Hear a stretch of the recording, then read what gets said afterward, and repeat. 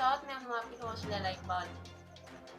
कामयाब सियासी चाल, एक गद्दारी पूरी पीडीएम पर भारी। गिलानी सेनेट में अपोजिशन लीडर मुकर्रर, नोटिफिकेशन जारी। गिलानी बोले सरकारी अपोजिशन का ताना मुनासिब नहीं।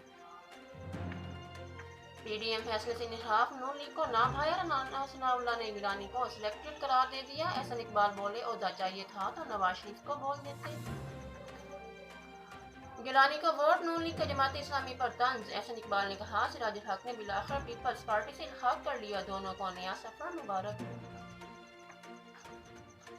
वजीर आजम ने वजीर पेट्रोलियम रंजीत बाबर को फारिग कर दिया। सेक्रेटरी पेट्रोलियम को भी एस्टेब्लिशमेंट डिवीजन भेज दिया। क्रिमिनल केसेस के लिए FIA से फ्रांसिक होगा।